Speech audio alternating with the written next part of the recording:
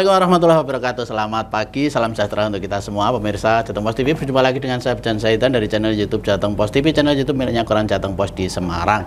Teman-teman, pada hari ini untuk kesekian kalinya kita berjumpa dengan Prof Zainal. Assalamualaikum Prof. Waalaikumsalam Bang. Ya. Teman-teman, kembali lagi kita mengundang Prof Zainal Mutakin. Beliau adalah guru besar Fakultas Kedokteran Undip. Yang belakangan ini mungkin Anda semua juga melihat bersama-sama, beliau adalah salah satu dari sekian para guru besar FK kedokteran sejumlah kampus di Indonesia yang sedang dalam tanda petik sedang marah ya. Se-Indonesia, bukan sejumlah kampus. Oh iya. Dari kampus FK hampir seluruh Indonesia. Setidaknya PTN seluruh Indonesia. Oke. Yang hari-hari ini kita menyaksikan seperti ada pertengkaran ya. Ada cekcok dengan Pak Menteri Kesehatan kita, Pak Budi Gunawan Sadikin, dalam hal ini adalah mewakili pemerintah di Departemen Kesehatan. Prof, publik melihat pertengkaran itu semakin kesini semakin seru, dan bahkan terakhir itu para guru besar itu menuntut Pak Presiden Prabowo untuk mencopot Pak Menteri Kesehatan, Pak Budi Gunawan Sadikin. Sebetulnya pertengkaran ini sebenarnya ada masalah apa, Prof? Ya, jadi persoalan ini persoalan yang lama terkait isi dari pertama Undang-Undang 17 2023 itu penyusunannya waktu itu tidak partisipatif. Ya, mereka menghilangkan peran dari para akademisi ya, dan disusun secara singkat dengan mekanisme Omnibus Law ya waktu itu. Oke. Undang-Undang 17 2023 ya. Masalah itu selesai di MK karena uji formil waktu itu sudah tetap mempertahankan undang-undang itu, ya. Tetapi kan sekarang ini berlangsung yang namanya uji material. Jadi isi dari undang-undang tersebut banyak yang perlu direvisi. Lah, salah satunya itu terkait keberadaan apa yang disebut kolegium. Jadi intinya itu khusus terkait kebanyakan masalah kolegium ini. Kolegium yang dalam Undang-Undang Kesehatan 1723 itu sekarang ini posisi kolegium itu diambil alih oleh Menteri Kesehatan ya. Jadi mulai saya tanya ini mungkin mewakili publik juga. Sebenarnya persoalan kolegium ini apa yang ditakutkan setelah undang-undang yang baru ini diambil alih atau di bawah kekuasaan pemerintah? Itu apa yang ditakutkan? Kita masyarakat kan banyak yang tidak paham betul artinya apa sih kolegium itu. Kita perlu tahu itu dulu. Banyak muncul istilah ini. Jadi kolegium itu suatu badan ilmu yang dibentuk oleh setiap perhimpunan spesialis. Jadi ada kolegium ilmu paru, kolegium ilmu bedah otak, kolegium kandungan, kolegium mata misalkan ya. Itu setiap perhimpunan spesialis mempunyai kolegiumnya masing-masing. Tugas kolegium ini hanya terkait dengan bagaimana menyusun standar-standar ilmu. Kalau mendidik calon dokter spesialis itu tahapan-tahapannya yang harus diajarkan, terus standar dosennya, siapa yang boleh jadi dosen, menyusun berbagai standar, termasuk standar untuk mencapai apa yang disebut kompetensi nanti kita ngomong kompetensi ya. Terus juga kalau nanti sudah selesai pendidikannya harus berapa semester lamanya, yang diajarkan itu materi yang harus termasuk di situ apa saja. Itu semua disusun oleh badan kolegium ini. Ya, sampai uji. Kolegium tugas akhirnya itu adalah melakukan penyelenggaraan ujian bersama yang punya sekolah. Yang punya sekolah kan universitas ya, jadi ini bersama universitas menyelenggarakan ujian akhir namanya uji kompetensi. Jadi kolegium itu lulus. Sebuah badan yang isinya itu adalah para dokter-dokter spesialis. Lah, bukan cuma itu. Jadi sudah ditentukan keanggotaan kolegium itu siapa. Yaitu hanya mereka yang betul-betul memahami urusan pendidikan dan urusan ilmu itu. Jadi syaratnya untuk jadi anggota kolegium bukan syarat harus punya uang berapa atau syarat harus sekolah di mana, bukan. Tapi pertama guru besar. Guru besar ilmu itu. Jadi saya bagian dari anggota kolegium ilmu bedah saraf misalkan. Terus juga kepala sekolah. Kan ada fakultas kedokteran yang punya program PPDS bedah saraf, ada yang nggak punya. Tapi yang punya ini kan ada kepala sekolahnya, ada ketua departemennya. Jadi kepala sekolah itu yang ngurusin sekolahan, ngurusin pendidikan bersama para guru besar, itulah yang kita sebut sebagai badan kolegium tadi. Anggota itu yang milih siapa, Prof? Jadi kolegium itu dipilih bukan oleh anggota yang spesialis bedah saraf se-Indonesia, bukan. Tapi yang milih kolegium itu para kepala sekolah spesialis. Jadi misalnya ya, untuk penyakit dalam itu punya 100 berapa fakultas program studi spesialis. Para kepala sekolahnya kumpul karena ini ngurusi pendidikan, memilih salah satu kepala sekolah atau guru besar ditunjuk jadi ketua kolegium. Jadi salah satu saja ya? Iya kan? Terus bukan hanya ketuanya saja, jadi di bawah ketua itu ada nanti ketua komisi ujian, ketua komisi kurikulum, ketua komisi akreditasi. Ketua. Jadi saya kebetulan ketua komisi ujian nasional bedah saraf. Jadi ya saya yang paling bertanggung jawab urusan menyiapkan soal, milih soalnya. Saya punya bank soal, dibantu tim tentunya. Untuk nanti setiap semester ada ujian. Dan yang diujikan apa, itu semua yang menyiapkan dan menentukan adalah kolegium. Yang boleh lulus dinyatakan itu angkanya minimal berapa, juga kolegium yang nentuin. Itu yang menurut Kementerian Kesehatan. Yang dituduh itu adalah kolegium adalah berisi dari orang-orang dari golongan tertentu saja itu ya.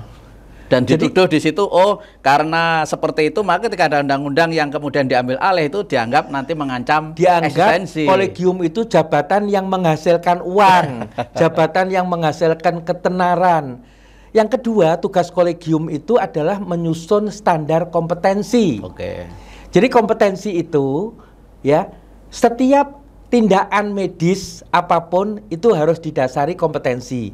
Saya sebagai dokter umum menulis resep obat, itu sebelum obat itu saya tulis resepnya, saya harus tahu obat itu kegunaannya apa, tidak boleh diberikan untuk siapa yang nggak boleh minum obat ini. Terus potensi komplikasi, efek sampingnya apa obat ini. Dan bagaimana cara menghindari efek samping, dan kalau terjadi efek samping, bagaimana mengatasinya. Itu sudah ada di benak saya sebelum saya nulis resep. Jadi dokter yang mau melakukan operasi sesar, dia harus tahu segala macam siapa yang mesti dioperasi, siapa yang nggak boleh dioperasi. Jadi kalau soal operasinya mau diajarkan kepada siapapun, itu keterampilan bisa dilakukan, Mas. Ya, saya kasih contoh. Kalau itu tukang parkirnya Rumah Sakit Karyadi, saya ajak operasi perdarahan otak kecelakaan, itu selama seminggu 3 kali, selama 6 bulan, pasti tukang parkir itu saya lepaskan untuk operasi sendiri bisa. Dia terampil. Teknis ya? Teknis, gitu. Tetapi dia nggak bisa mutusin ini kasus ini harus dioperasi apa tidak. Ini malahan, ini seharusnya tidak dioperasi. Terus kalau pada saat operasi ada komplikasi, bagaimana mengatasi komplikasi itu. Jadi operasi sesar itu bukan sekedar membuat irisan perut, membuka perut, buka rahim, ngeluarin bayi, bukan, Mas. Ya, sering terjadi misalkan pada saat setelah operasi bayi dilahirkan, terus rahimnya ibu itu nggak mau mengecil, nggak mau kontraksi, karena ada ari-ari yang tertinggal misalkan. Terus akibatnya apa? Perdarahan ibu nggak mau berhenti. Di saat seperti itu, si dokter yang terampil karena dilatih tadi, dokter umum untuk melakukan irisan, mengiris bisa, berbuat apa dia? Dia nggak tahu bagaimana yang mesti dilakukan. Berarti dia mesti diajari bagaimana cara kalau itu perdarahan nggak mau berhenti, rahimnya mesti diangkat. Lah, pada saat ngangkat rahim atau operasi sesar sendiri sering terjadi lengket pada usus karena ada usus di perut. Kalau terjadi robekan usus, bagaimana caranya? Kalau itu kandung kemih ikut teriris, karena seringkali dengan kehamilan yang besar, apalagi ini ibu sudah mencoba melahirkan di rumah nggak lahir-lahir atau pada bidan nggak lahir-lahir, itu yang namanya kandung kemihnya tertekan sehingga menyatu dindingnya sama dinding rahim, Mas. Kalau robek dindingnya saluran kemih gimana? Itu semua adalah terkait bagaimana mencegah komplikasi dan mengatasi komplikasi. Itu pengetahuan itu harus dimiliki oleh dokter yang mau operasi. Oke, tidak. Nah, kalau harus belajar semuanya, kenapa nggak kita didik dokter ini jadi spesialis? Dokter umum harusnya ke spesialis kalau kepengen lebih dalam. Tidak segera diajari teknis, keterampilan. Betul. Karena kan operasi bedah sesar itu terkait dengan banyak disiplin ilmu kedokteran. Jadi bahkan banyak guru-guru di bidang spesialis yang merasa bahwa ini yang dilakukan menteri, keputusan untuk mendidik dokter umum dan sebagainya, itu seperti memberikan license izin untuk 007 James Bond. Tahu? James Bond itu kode 00 di depan 7 itu adalah license to kill. Dia bisa membunuh siapapun tanpa ada diproses.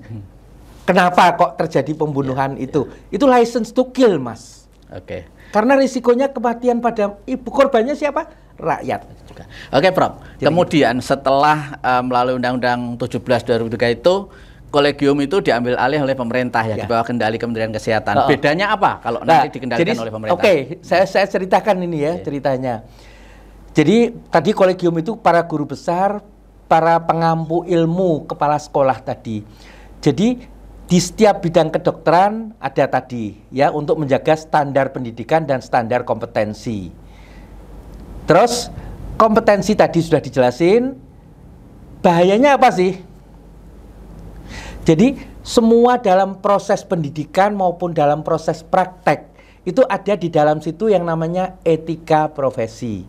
Jadi semua itu berlangsung dalam sebuah bingkai etika. Etikanya apa? Kedokteran itu adalah ilmu yang menolong, bukan transaksi jual beli, orang sakit menjual sakitnya terus dibeli dengan jasa pelayanan untuk ngobatin. Tidak boleh mengarah ke sana. Tetapi kan kita lihat akhir-akhir ini rumah sakit kita menjadikan kesehatan itu sebagai komoditas, transaksi bisnis, maka yang jadi korban adalah rakyat banyak yang istilahnya kalau saya bilang para peserta BPJS kelas 3, Mas. Ya itu. Jadi harus dalam bingkai etik yang tujuannya itu adalah menjaga keselamatan pasien. Dokter itu nggak mungkin belajar dari boneka operasi tadi. Pasti harus belajar operasinya dari pasien beneran. Tetapi tidak boleh terjadi orang yang berobat ke rumah sakit pendidikan, misalkan, itu dianggap menyediakan dirinya jadi bahan percobaan. Nggak boleh. Jadi nggak boleh ada alasan ini operasinya terpaksa salah, ada cacat pasiennya karena dokternya baru belajar. Itu nggak boleh seperti itu. Jadi tetap ada ketentuan bahwa semuanya harus tujuannya satu, yaitu keselamatan pasien. Itu. Nah, kenapa kolegium itu mesti orientasinya itu hanya satu? Dia bebas dari kepentingan politik. Harus tidak ada konflik of interest. Kebenaran yang dianut oleh kolegium adalah kebenaran ilmu. Ilmu yang universal. Ilmu itu standar di dunia, yang betul seperti apa, yang salah seperti apa. Harus independen ya? Ya, tidak boleh berdasarkan testimoni. Ya.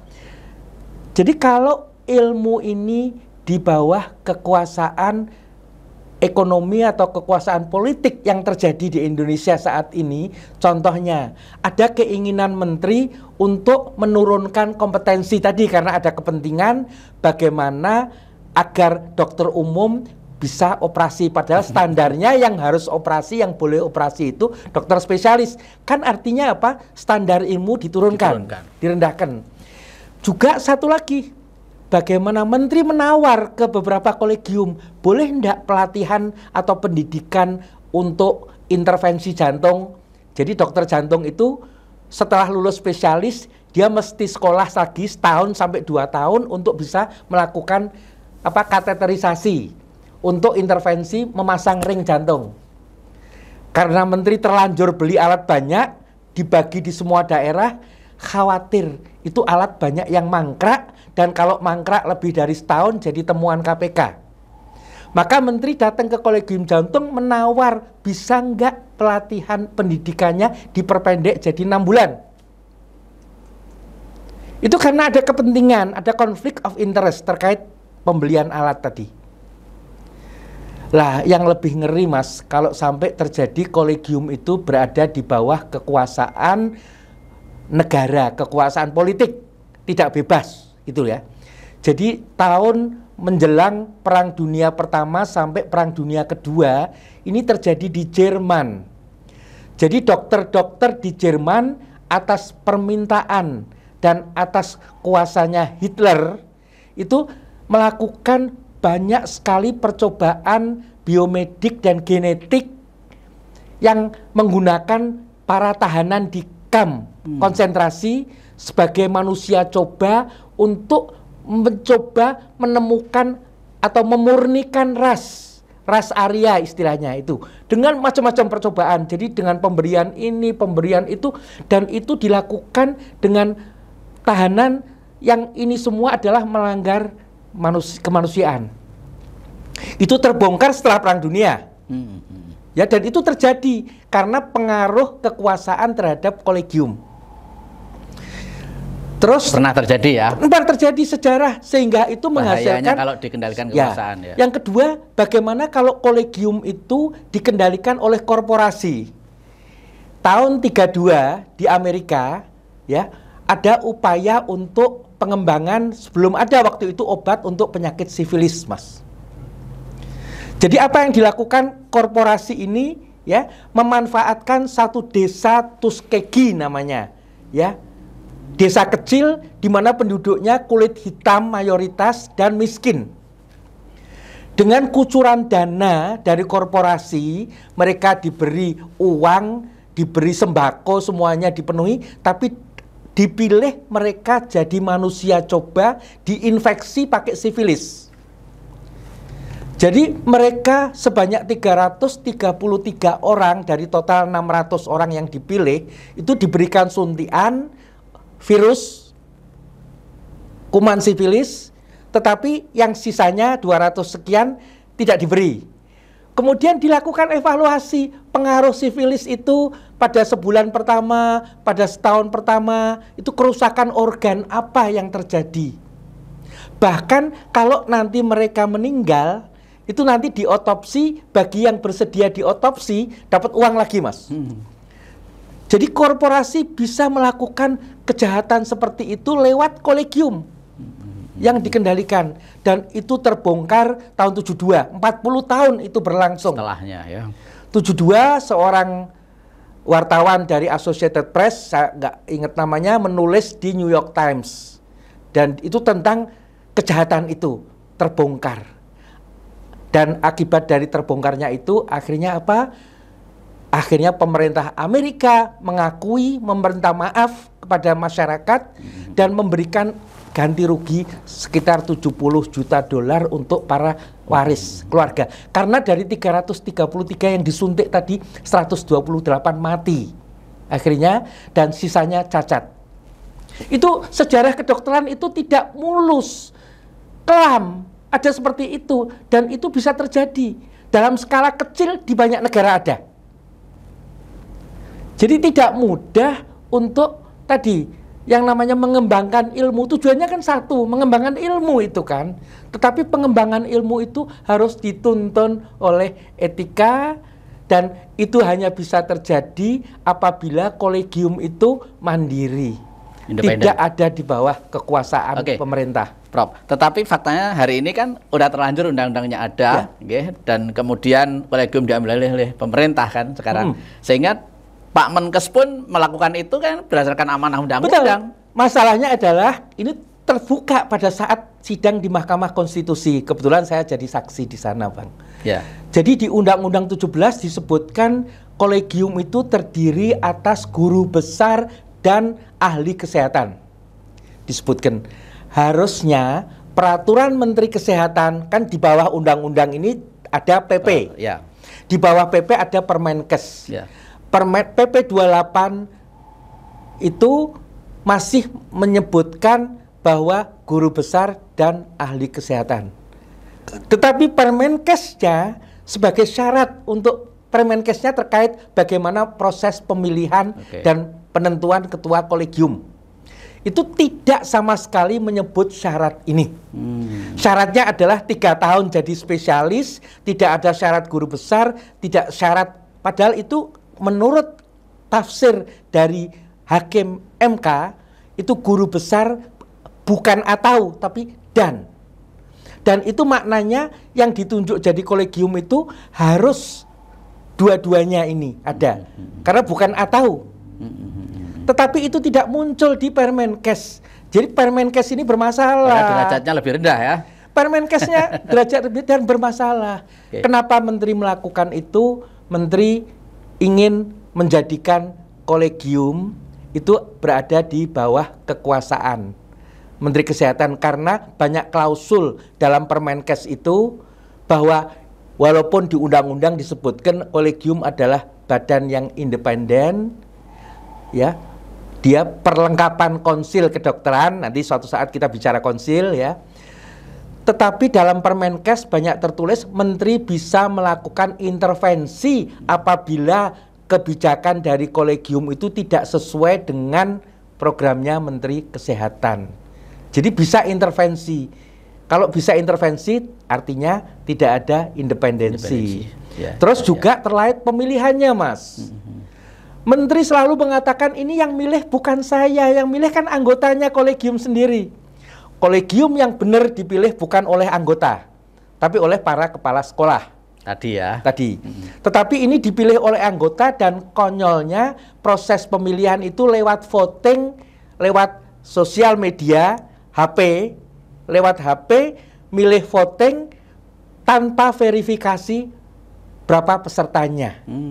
Saya kasih contoh, untuk perhimpunan spesialis anak, itu anggotanya 5.600 orang. Yang ikut voting itu 120 orang. Kalau pemilu, pemilihnya hanya 120 dari 5.600, pasti oleh Komisi Pemilihan Umum ini oleh Mahkamah Konstitusi ini dianulir.